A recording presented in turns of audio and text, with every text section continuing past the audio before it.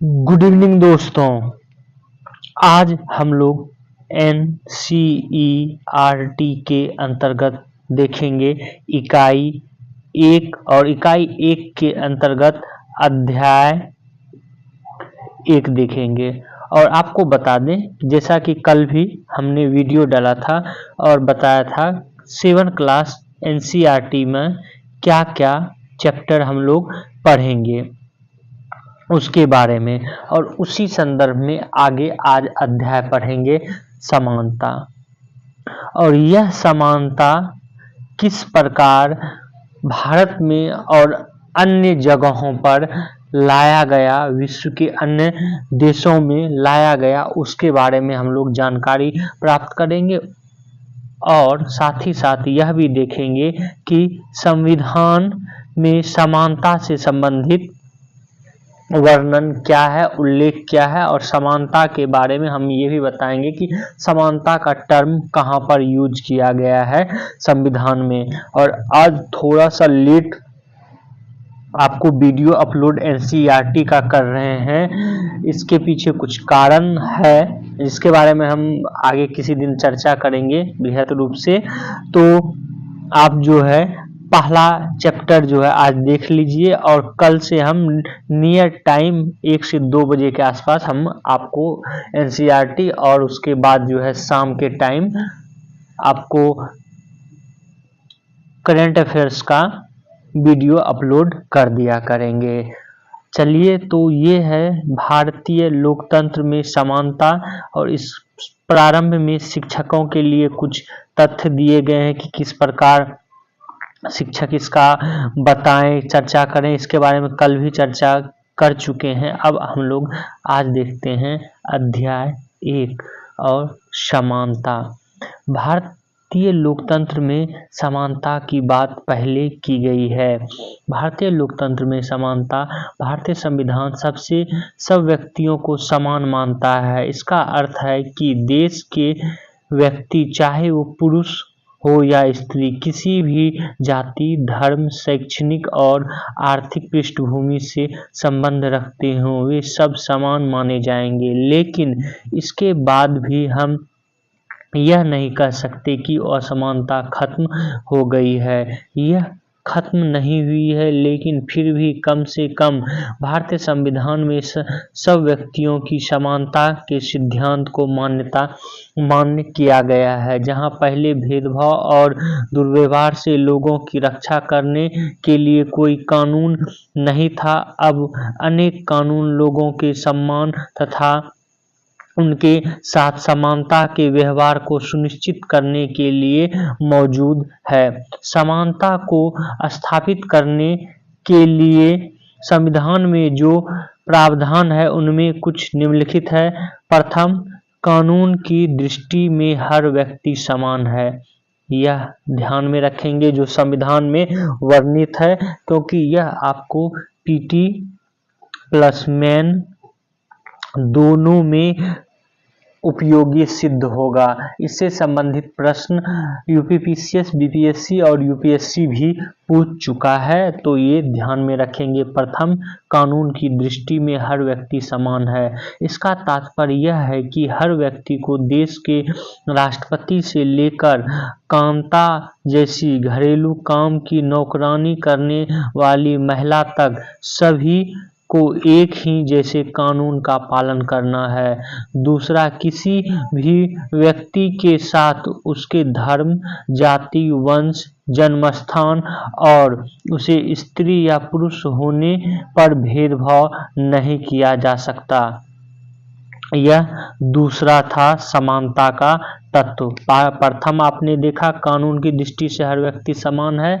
दूसरा है किसी भी व्यक्ति को धर्म, जाति, वंश, जन्मस्थान और उसके स्त्री या पुरुष होने के आधार पर भेदभाव नहीं किया जाएगा। और तीसरा है हर व्यक्ति सार्वजनिक स्थानों पर जा सकता है, जिसमें खेल के मैदान, होटल, दुकानें और बाजार आदि सम्मिलित है। सब लोग सार्वजनिक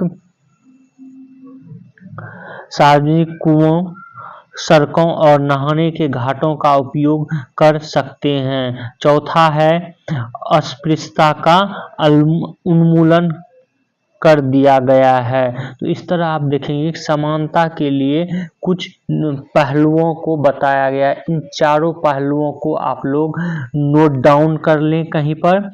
यह आपको पीटी और मेन दोनों में पूछा जा सकता है, खासकर मेन में इससे प्रश्न पूछे भी गए हैं। आगे देखते हैं हम लोग। शासन ने संविधान द्वारा मान्य किए गए समानता के आधार को दो तरह से लागू किया है। पहला कानून के द्वारा और दूसरा सरकार की योजनाओं व कार्यक्रमों द्वारा सुविधाहीन समाजों की मदद करके। भारत में ऐसे अनेक कानून हैं जो व्यक्ति के समान व्यवहार प्राप्त करने के अधिकारों की रक्षा करते हैं। कानून के साथ सरकार ने उन समुदायों जिनके साथ सैकड़ों वर्षों तक असमानता का व्यवहार हुआ है, उनका जीवन सुधारने के लिए अनेक कार्यक्रम और योजनाएं लागू की है। ये योजनाएं यह सुनिश्चित करने के लिए चलाई गई हैं कि जिन लोगों को अतीत में अवसर नहीं मिले उन्हें अधिक अवसर प्राप्त हो। यह समानता का एक मूल तथ्य है।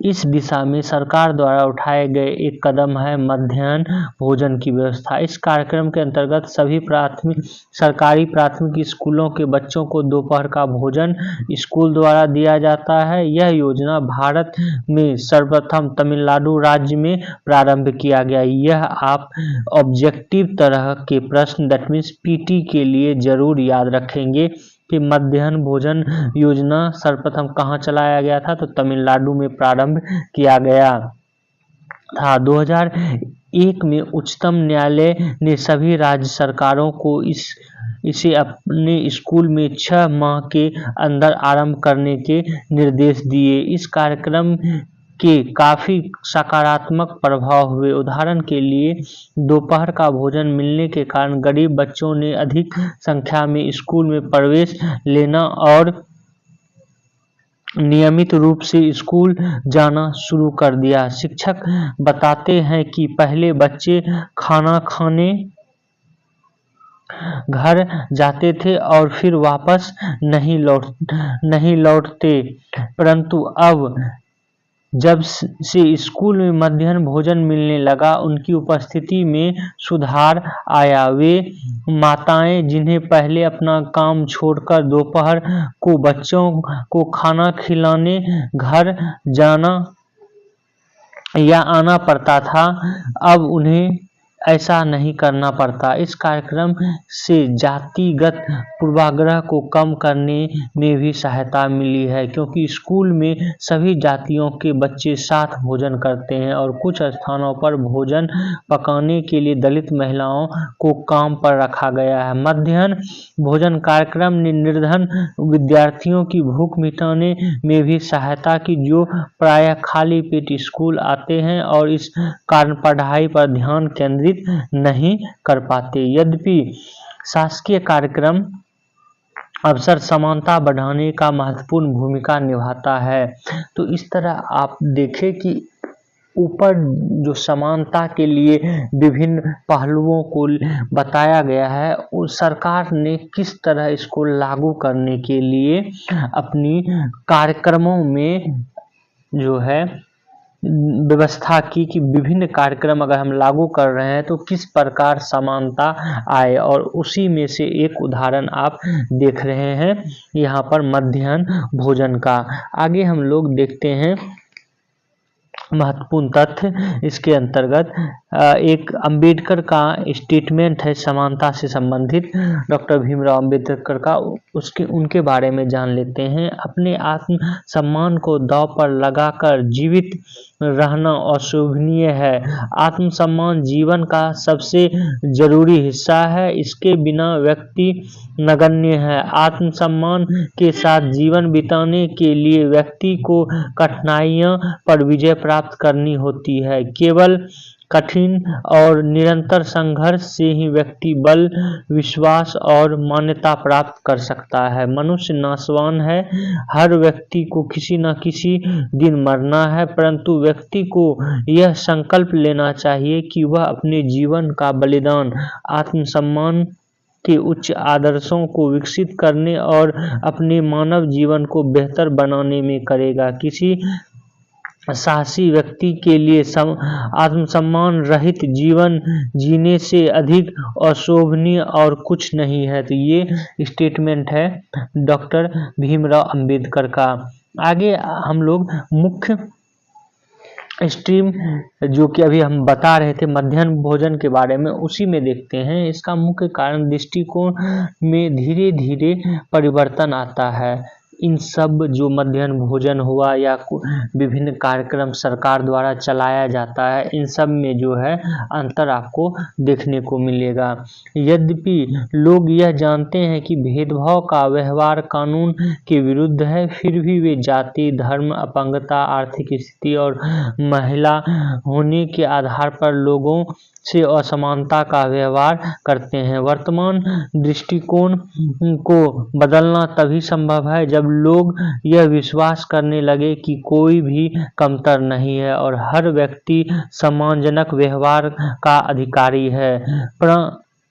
प्रजातंत्रीय समाज में समानता स्थापित करना एक सतत संघर्ष है जिसमें व्यक्तियों और विभिन्न समाजों को सहयोग देना है। इस पुस्तक में आप इसके बारे में अधिक पढ़ेंगे।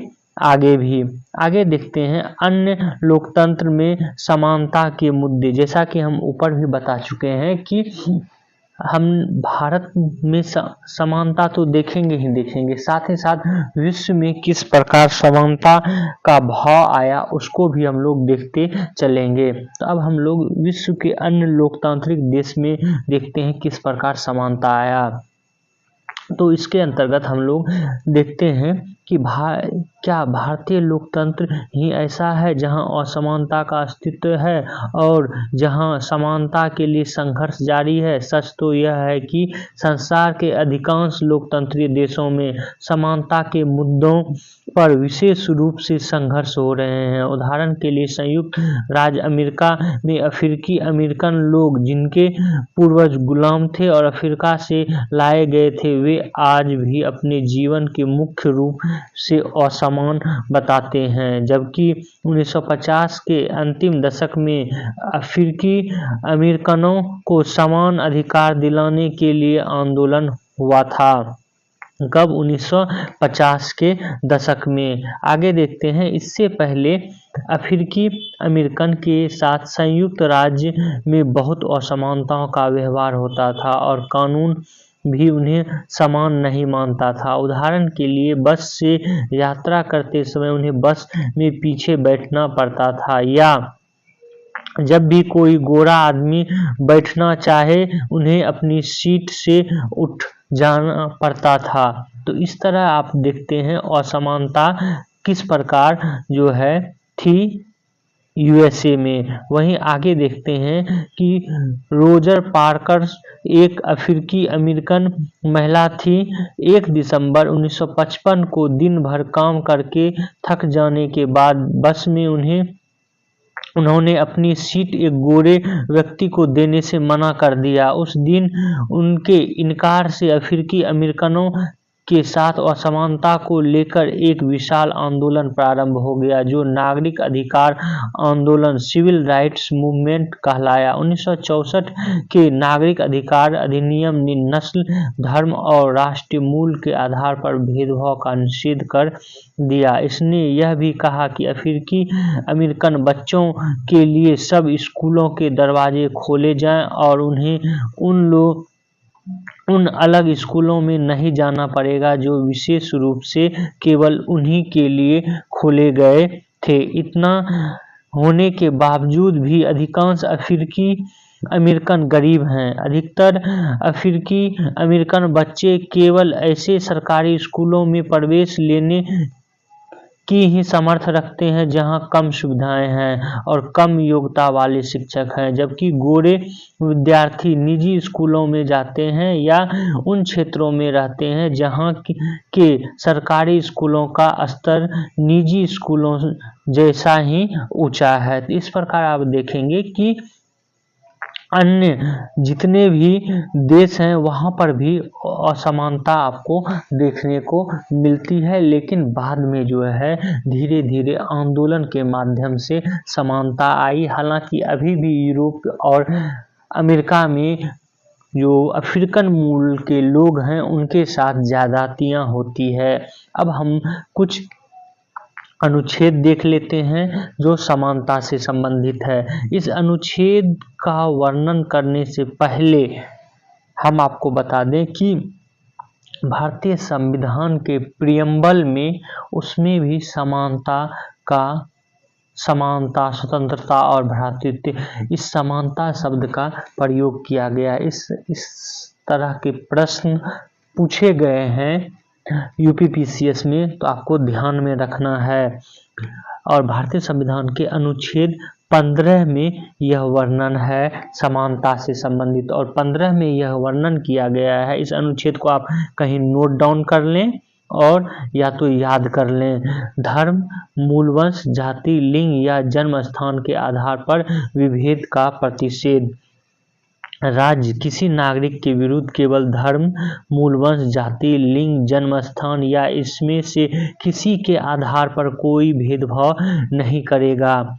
कोई नागरिक केवल धर्म, मूलवंश, जाति, लिंग, जन्म स्थान या इनमें से किसी के आधार पर दुकानों, सार्वजनिक भोजनालयों, होटलों और सार्वजनिक मनोरंजन के स्थानों में प्रवेश या पूर्णतः या भागतः राज्य निधि से पोषित या साधारण जनता के प्रयोग के लिए समर्पित कुओं, तालाबों, स्नान घाटों, सड़कों और सार्वजनिक समागमों के स्थान के उपयोग के संबंध में किसी भी निर्योग्यता, दायित्व, निबंधन या शर्त के अधीन नहीं होगा। यह वर्णन है आर्टिकल 15 में, जो कि मूल अधिकार से संबंधित आर्टिकल है। ये ध्यान में रखेंगे, यह पूछा गया है पीटी में भी और मेन में भी। आगे देखते हैं लोकतंत्र की चुनौती क्या है, समानता के संदर्भ में यहाँ पर बताया गया है। तो ये जान लें, लोकतंत्र की चुनौती। किसी भी देश को पूरी तरह लोकतांत्रिक नहीं कहा जा सकता। हमेशा से ही ऐसे समुदाय और व्यक्ति होते हैं जो लोकतंत्र को नए अर्थ देते हैं और अधिक से अधिक समानता लाने के लिए नए नए सवाल उठाते हैं। इसके केंद्र में वह संघर्ष है जो सब व्यक्तियों को समानता और सम्मान दिलाने का पक्षधर है। इस पुस्तक में आप पढ़ेंगे कि किस तरह समानता का प्रश्न भारतीय लोकतंत्र में हमारे दैनिक जीवन के विभिन्न पहलुओं को प्रभावित करता है। इन पाठों को पढ़ते हुए विचार कीजिए कि क्या सब व्यक्तियों की समानता और उनके आत्मसम्मान को ऊंचा रखने की भावना को लोग स्वीकार कर रहे हैं या नहीं। ये एक चुनौतियां हैं। अब आगे जो है आपको अभ्यास प्रश्न दिया गया है जो कि 7 क्लास के स्टूडेंट के लिए है, लेकिन यहाँ पर आपको बता दें कुछ ऐसे प्रश्न जो कि अभ्यास प्रश्न के रूप में दिए गए हैं एनसीईआरटी में, लेकिन वह उससे प्रश्न को मॉडिफाई करके बीपीएससी मेन में और यूपीपीसीएस मेन में पूछ लिया जाता है। तो थोड़ा चर्चा कर देते हैं, क्योंकि 6 क्लास में वैसा प्रश्न नहीं पूछा गया था, लेकिन जैसे जैसे आप आगे के क्लास में बढ़ते जाएंगे तो उसमें प्रश्न आप देखेंगे इस तरह का। तो पहले हम आपको फैक्ट्स बता दें जो कि पूछा जा सकता है पीटी में, दैट मीन्स ऑब्जेक्टिव तरह में। दिव्यांगजन अधिकार अधिनियम यह कब लाया गया? 2016 में। यह आपको ध्यान में रखना है। और इसके अनुसार दिव्यांगजन अधिकार अधिनियम 2016 के अनुसार उनको समान अधिकार प्राप्त है जो समाज में उनकी पूरी भागीदारी संभव बनाना सरकार का दायित्व है। सरकार को उन्हें निःशुल्क शिक्षा देनी और विकलांग बच्चों को स्कूल की मुख्य धारा में सम्मिलित करना है। कानून यह भी कहता है कि सभी सार्वजनिक स्थल जैसे भवन, स्कूल आदि में ढलान बनाए जाने चाहिए जिससे वहां विकलांगों के लिए पहुंचना सरल हो जाती है। यह अधिनियम कब बनाया गया, यह आप लोग जरूर ध्यान में रखेंगे, यह पीटी में पूछा जा सकता है। उसके बाद यहाँ पर एक प्रश्न दिया गया है, कानून के सामने सब व्यक्ति बराबर है, यह इस कथन से आप क्या समझते हैं? आपके विचार से यह लोकतंत्र में महत्वपूर्ण क्यों है? आप जब यूपीपीसीएस का प्रश्न देखेंगे मेन का, तो आप देखेंगे कि इस तरह का प्रश्न पूछा जाता है। तो इस तरह के प्रश्न पे आप लोग खुद से विचार भी करें, जिससे कि अगर आप मुख्य परीक्षा दें तो वहाँ पर आपका आंसर जो है अच्छा हो और लोगों से डिफरेंट हो। तो आज जो है यहीं तक था 7 क्लास का ये चैप्टर। आगे जो है हम लोग कल दूसरा चैप्टर करेंगे। आप लोग हमारे इस वीडियो को शेयर करें, सब्सक्राइब करें और बेल आइकन को जरूर दबा लें। Thank you for watching this video.